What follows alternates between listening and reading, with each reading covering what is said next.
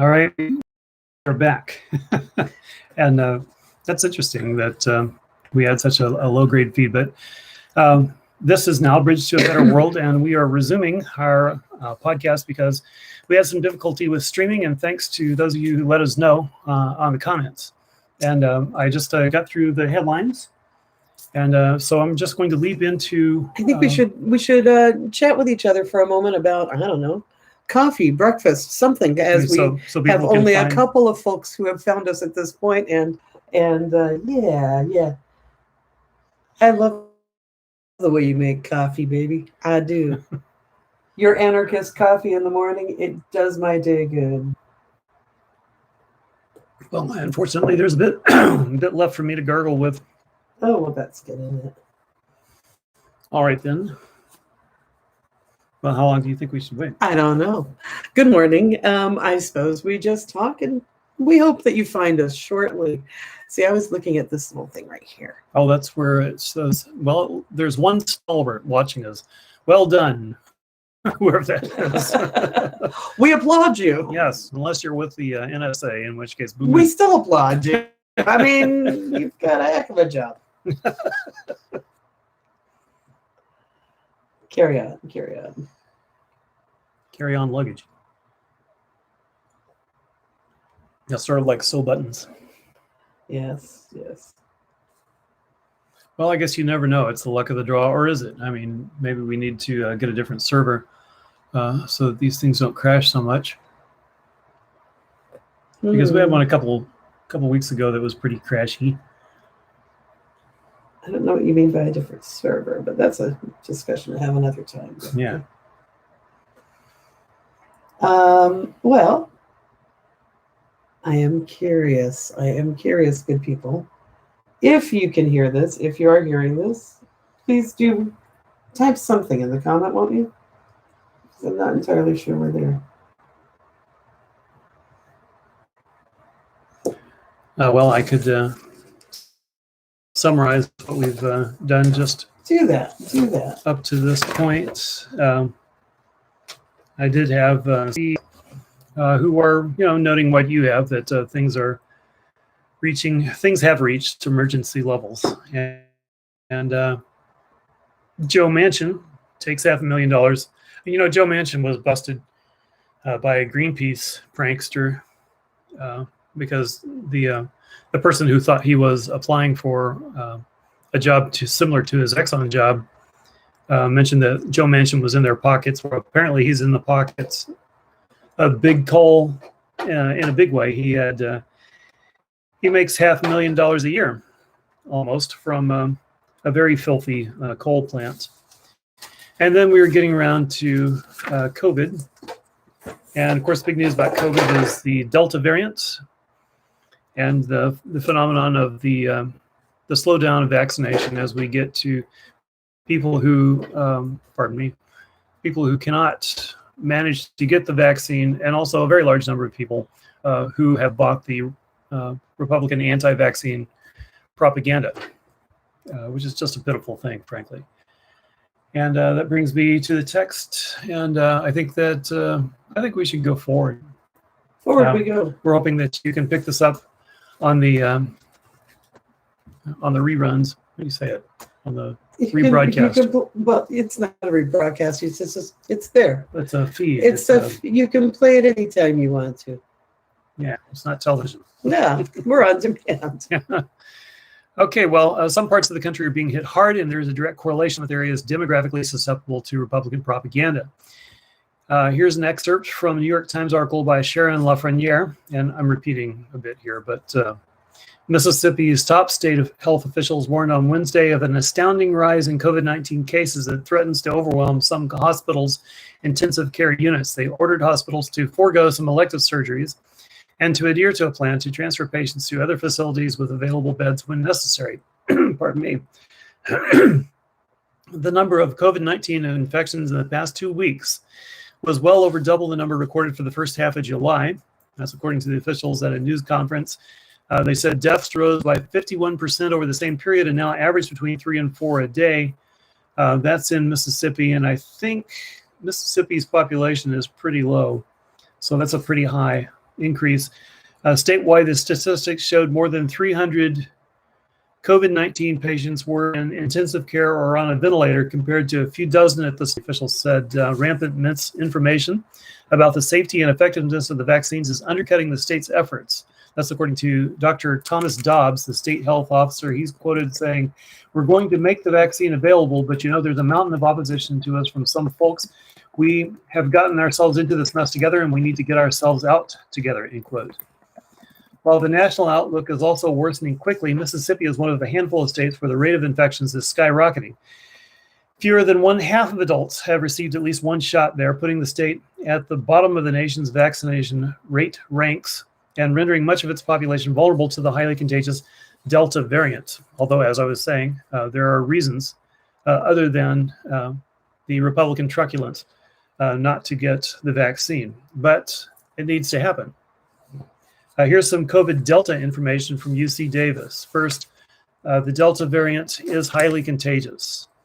As of July 22nd, nearly 80% of UC Davis Health patients who tested positive for COVID-19 had the Delta variant. According to the CDC, during the same week, the Delta variant accounted for more than 80% of new cases in the U.S. Health experts say it's typical for a new strain of virus to be more contagious because it often becomes more efficient and easily transmitted. And speaking for myself, that's called revolution. It's called evolution.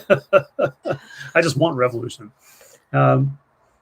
Secondly, Delta variant symptoms are essentially the same. The symptoms of the Delta variant appear to be the same as the original version of COVID-19. However, physicians are seeing people getting sicker quicker, especially for younger people. Recent research found that the Delta variant grows more rapidly and to much greater levels in the respiratory tract. Typically, vaccinated people are either asymptomatic or have very mild symptoms if they contract the Delta variant. Their symptoms are more like those of common cold, such as cough, fever, or headache, with the addition of significant loss of smell. And here I want to speak for myself and say, however, it's come out, and CDC mentioned this just in the last few hours, that they're now acknowledging that you can be vaccinated and you can spread this Delta variant. So things have changed. This is the thing that we know about evolving viruses, evolving disease, right? And so unlike that belligerent ignorance that Teresa has mentioned, it's not, oh, look, no one knew what they were talking about, and everyone's just fear-mongering and this and that. I think it's super important to frame this and to say, look, assume that there will be more variants that will be more transmissible. And so we need to always listen to updated information and not just think, oh, well, this information is different than what we heard, 2 months ago. So the whole thing is hogwash. Because I do hear from a lot of people, well, that's different than they said earlier. So they don't know what they're talking about either. This is how medical knowledge evolves. This is how we gain knowledge. We are watching this virus in real time and watching what it does in the device band-aids now. And we should be expecting that. We should be expecting to wear masks again for a while, because, while we have huge numbers of the populace, not just in this country, but in the world, unvaccinated, then we're going to have more and more variants, and those variants evolve to become more and more efficient at infecting us. That's what they do. So, what she says. And also, I want to say to all those guys who who just love to take that attitude that starts, well, actually, and then they repeat some crap they heard from Rush Limbaugh. Well, now he's dead, so I guess. Sean Hannity, Tucker, whatnot. One of those idiots. There's no well, actually. I'm not accepting that anymore. Guys, remember the kids that ran rings around you in science class? They're smarter than you, and now they're in medicine. And you need to respect that. You need to have a little humility. And if you can't have a little humility, shut the hell up. Which is not an humble thing for me to say.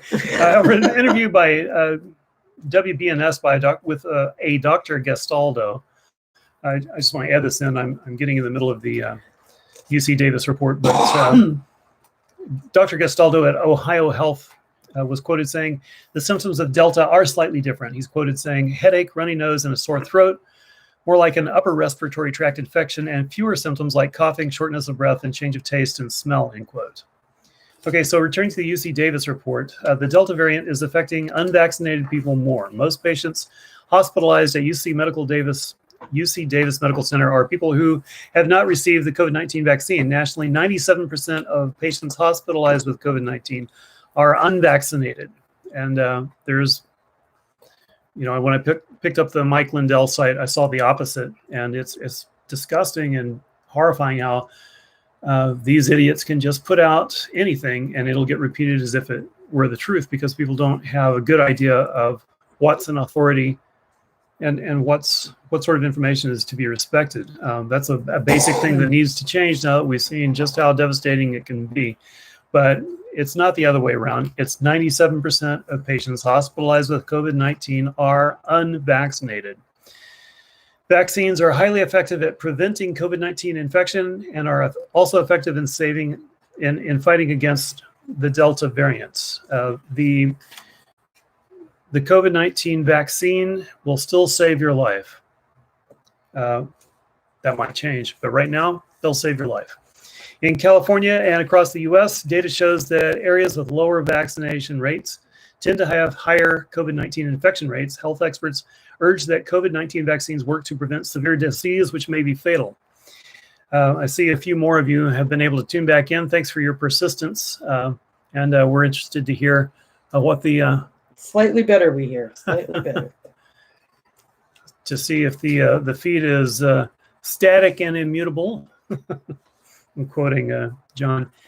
Breakthrough cases for vaccinated people are rare, but do happen, according to UC Davis. When a vaccinated person tests positive for COVID-19, most either have no symptoms or have very mild symptoms, and it rarely results in hospitalization or death. Their symptoms are more like those of a common cold, such as cough, fever, or a headache, with the addition of significant loss of smell. As of July 22nd, there were 65,000 breakthrough cases, or people who were vaccinated but got COVID-19, among the 160 million people who are fully vaccinated. That's 0.04% of vaccinated people reporting breakthrough cases. No vaccine is 100% effective. With the COVID-19 vaccines averaging about 90% efficacy, health experts expect that about 10% of those vaccinated could be infected. And again, you're going to survive it, basically, if you have a vaccination. In communities with lower vaccination rates, particularly rural areas with limited access to care, the Delta variant could be even more damaging. This is already being seen around the world in poorer countries where the COVID-19 vaccine isn't as accessible. Health experts say the impact could be felt for decades to come. Many unvaccinated patients with COVID-19 are wishing they had gotten the vaccine. UC Davis health physicians have noted that a number of younger patients, when they come in with critical illness, say that they wish they would have gotten the COVID-19 vaccine. Many patients have told their physicians, "Why did I not get the vaccine?" or "Why did I not listen?" Some experts are recommending to wear masks even if you're fully vaccinated. And as I was saying, it's come out even stronger this morning. This is now the case. We're all going to have to wear the masks again. Maybe if you're eating outside, you're okay, but just about every other public situation, you need a mask on. Many health experts across the country are wearing masks themselves, even though they're fully vaccinated. They're also advising vaccinated people to avoid large gatherings and mask up indoors where the vaccination status of other people is unknown.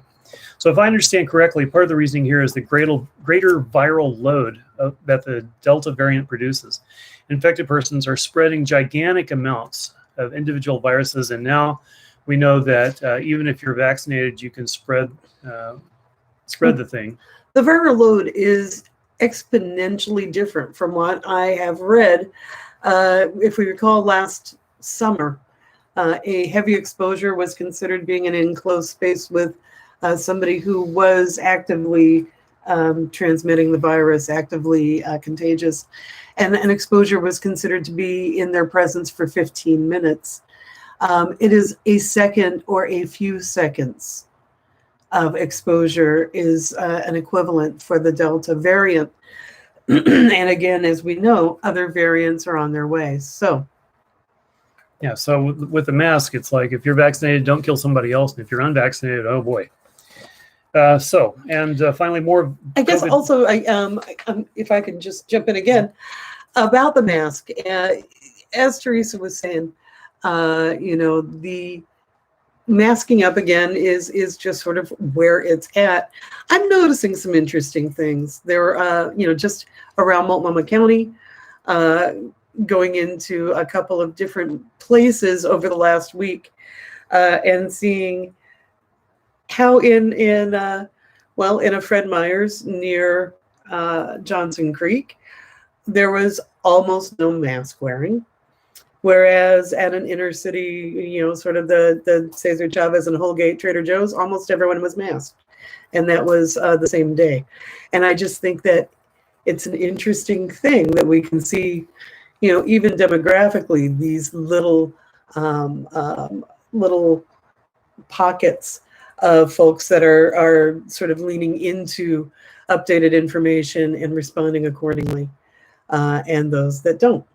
And so, and this, to be fair, this was one of those days where things were really changing, otherwise known as about 3 days ago. So it was hour by hour. Do we mask up? Do we not mask up? I don't know. Ian, what's going on? And I wanted to point that out. I also wanted to say that I think one of the things that we saw here was, Biden had that announcement that he wanted to see us have a normal 4th of July. And if we could get the country vaccinated to 70% by the 4th of July, we could have the big gatherings and everyone could get excited about things. So this basically ignored two parts.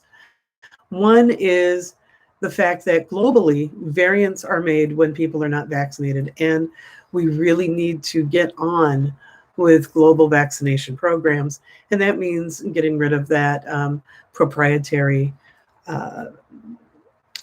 trademark. Yeah, it is about the billions. It is about the billions. Once again, it's about actually getting the profit out of this vaccine and getting the vaccine into the world, because that will stop the variants, right? But it's also about the honor system. So as soon as some states got close, like Oregon, we said, oh yeah, well then you're on your honor to wear the mask if you're not vaccinated. But you don't have to wear the mask if you are. Now, there's about 3 problems with this at its face. Those that are not vaccinated haven't taken this thing seriously in the first place and aren't going to wear a mask suddenly, right? Especially if the mandate is off. So suddenly no one's mask wearing, and we see what happened with that. So I guess we understand that the honor system does not work in public health. Carry on. I've done my bit. All right.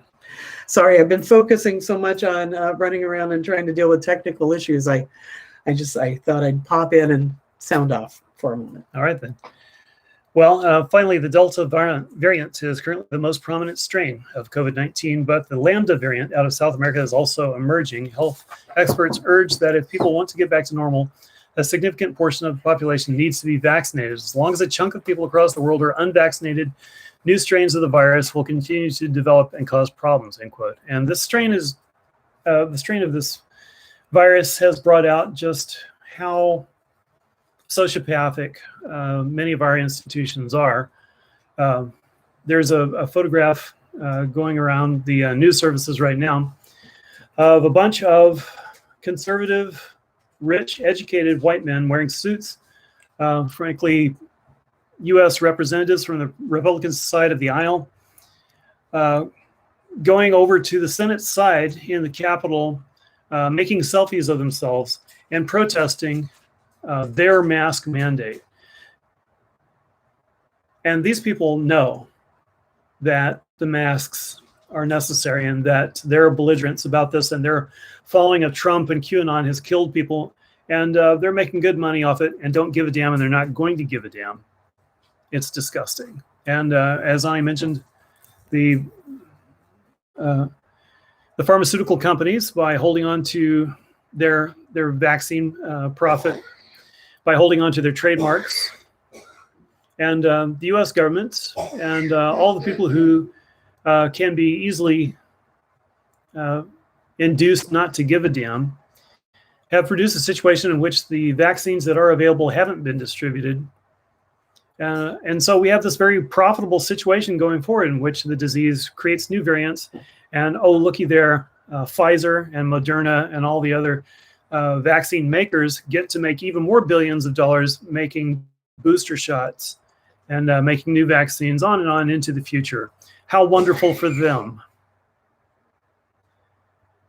Jennifer Rubin, opining in the Washington Post, I'm changing topics now, said, rarely does a congressional hearing manage to avoid grandstanding, uncover new and compelling evidence, and exceed expectations. The January 6th Select Committee managed to do all three. She writes, indeed, the surprises kept coming on Tuesday. The sincere and spontaneous emotional reactions from Representative Adam Kinzinger, Representative Adam B. Schiff, and law enforcement officers stood as a rebuke to the cynicism of Republicans who continue to lie about the insurrection, and also implicitly rebuked the media which too often dabbles in both sidesism even to this day. And she writes, Kinzinger could barely get through his tribute to the officers' bravery. He's quoted saying, you guys won, you guys held. Democracies are not defined by our bad days. We are defined by how we come back from bad days. And he said that rather tearfully. Representative Liz Cheney, the Republican from Wyoming, the daughter of, Dick Cheney, also known as Darth, who has pulled no punches concerning the insurrection, was even more emphatic in skewering her own party. She's quoted saying, on January 6th and in the days thereafter, almost all members of my party recognized the events of that day for what they actually were. No member of Congress should now attempt to defend the indefensible, obstruct this investigation, or attempt to whitewash what happened that day, end quote.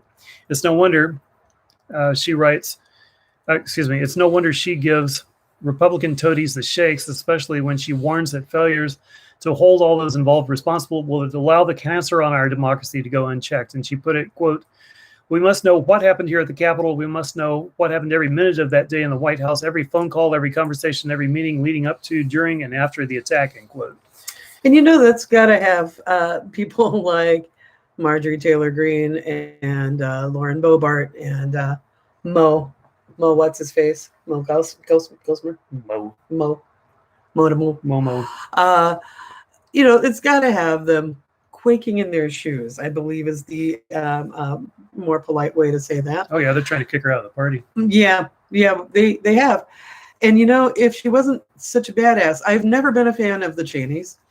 But, this is the family where Papa Cheney shoots his friend in the face and has his friend apologize. They're badasses. Of the Darth Vader style badasses. And so for once in my life, I'm kind of glad that the insurrectionists at least have Liz Cheney to deal with. Carry on. Well, Jamie Raskin spoke of fascist traitors while D.C.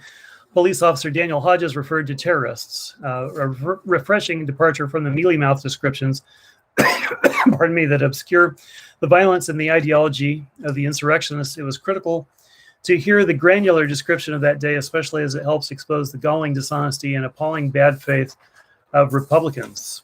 Galling dishonesty and appalling bad faith, kind of sums it up. So, good progress has been made, to everyone's surprise. There is speculation among podcasters that Trump himself might be called in, that subpoenas may be issued for Ivanka, Mike Pompeo, etc. Oh, and Jim Jordan. Now, from Andrew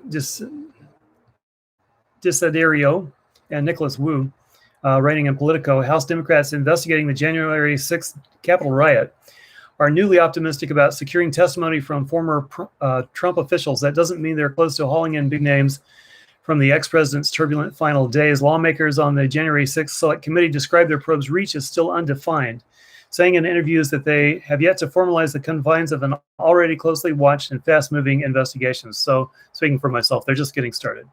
Minutes before the panel's first hearing, they write, its members scored a key win thanks to a legal opinion from President Joe Biden's Justice Department that allowed them to freely seek witness statements from former Trump administration officials. Representative Benny Thompson is quoted saying that means the likelihood of any resistance from the committee's work from former Trump employees or current employees is not an impediment. The Biden DOJ's decision expedites the panel's work digging into the insurrection, but investigators are still in the earliest stages of crafting their roadmap, with a clash building outside their hearing room as House Republicans push back on the exclusion of 2 of their picks for the committee. The panel only recently hired its senior staff and launched its website, and has more to do before it can seek out potential Trump-adjacent witnesses, such as Minority Leader Kevin McCarthy or General Mark Milley, the chair of the Joint Chiefs of Staff. There's also speculation that they'll call in ex-General Flynn. Mike Lindell is going around, the pillow guy is going around. He's produced 3 movies now, escalating delusional claims about the stolen election. But having said that, I want to note that these have quite the effect within their audience. These movies have millions of viewers, and they're all getting cranked up about his claim now. He's saying that China, with a super sophisticated hack over computers across the nation, stole the election. Of course, the paper ballots refute this. You don't even have to go into the details of his claim that China has the capacity to intercept informational packets. It obviously didn't happen, because there were more than 60, I think there were more than 80 court cases in which all of these claims were overturned. The paper ballots are present, and they have been counted, and it's just bullshit. He is insisting on a restoration of King Trump after August 10th. And there are millions of people who are repeating that, who are insistent and incensed that the election has been stolen, and that somehow there's a constitutional way, or, their attitude is, fuck it, they don't care if it is constitutional. They want a coup to put President Trump back in office. Whatever it takes, whatever the party calls for. Right, because at the bottom line, as I've often said, is the hegemony of white supremacy, and whites are not going to, people who define themselves as white are not going to yield on this sort of thing. No, honestly, they don't care about democracy. If they did, they wouldn't be white supremacists, right? So at its face, their pretense for freedom and democracy is false. And I think it's important to call them out. I think this is a time of truth telling, right? I don't think we've ever not been in a time of truth telling, but it's really vitally important that we stop the euphemisms and that we call things out, so that when we hear, if you get to the guys yelling it from the pickup trucks, the hell with it. But if you can talk to your family members and friends, around the table, and sort of interject when they use words like their freedom and their love of democracy, when in fact, they are down with a Trump coup, and that they might be just fine with that freedom not being extended to folks that aren't like them. And they'll have a number of justifications for it, but stay with them and argue. Yeah. Well, and that concludes my remarks on that particular topic. Although I want to say in a corollary that I define myself as someone who has relatively pale skin and who comes from largely Irish and German gene pools. And if you have pale skin, maybe yours comes from Irish and Polish, or maybe yours comes from mostly German or English, or British. This is the way to define yourself.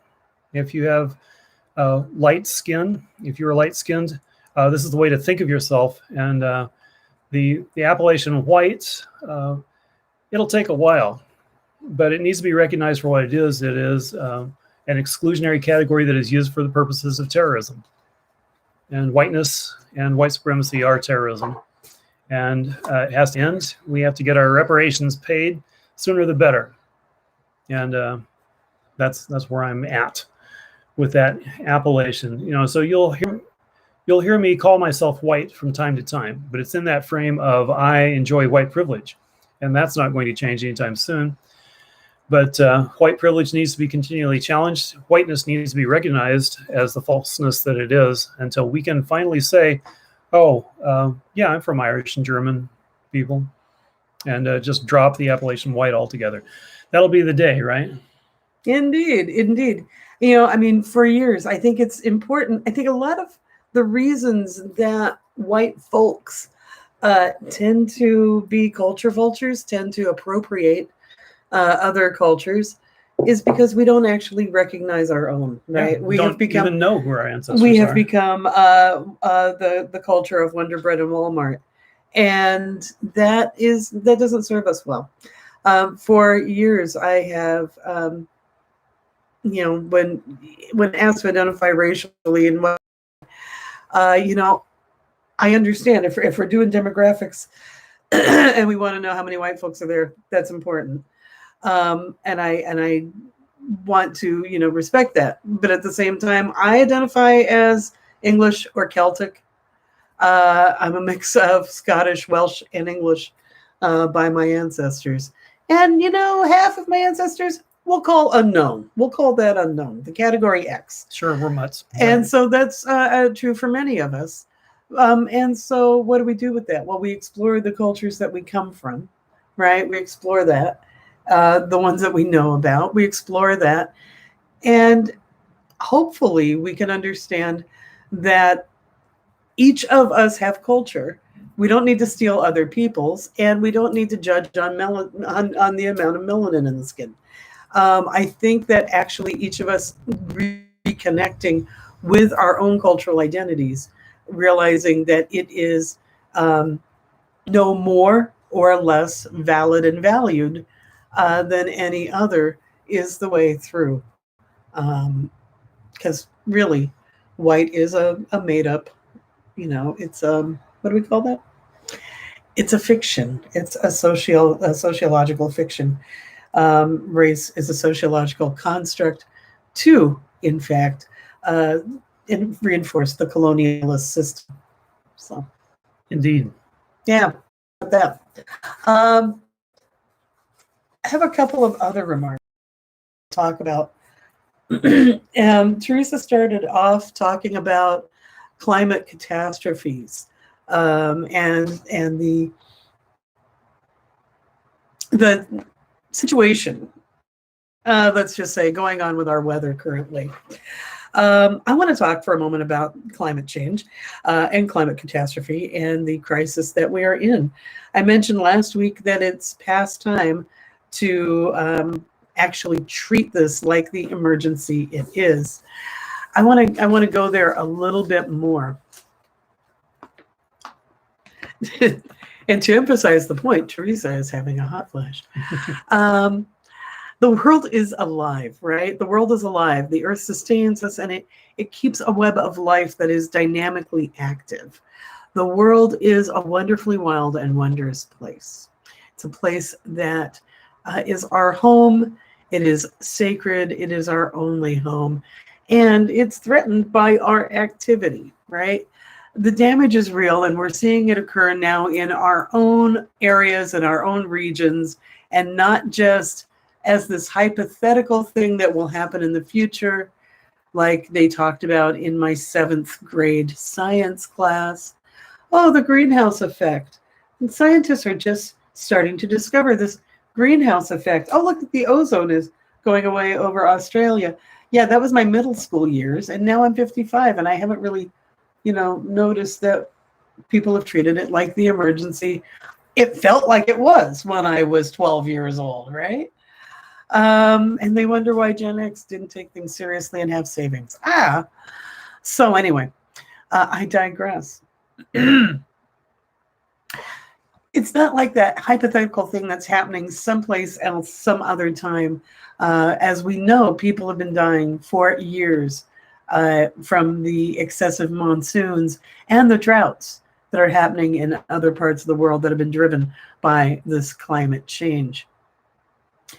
If we actually believed the world was sacred, if we actually believed that we were sacred, I think we would be acting differently. We would be actually acting as if we're living in a time of emergency. And it brings me to that quote. You know, given the emergency of the climate crisis, given the inhumanity of racism, of classism, of homophobia, given the transphobia and the murderous levels of misogyny that we are dealing with, not to mention the megas nor the coronavirus. It's really hard to know where to start or what to do. So that quote from Mario Savio from 1964, he was part of the free speech movement in Berkeley, and said this: "There is a time when the operation of the machine becomes so odious, makes you so sick at heart that you can't take part. You can't even passively take part. And you've got to put your bodies upon the gears and upon the wheels, upon the levers, upon all the apparatus, and you've got to make it stop. And you've got to indicate to the people who run it, to the people who own it, that unless you are free, the machine will be prevented from working at all."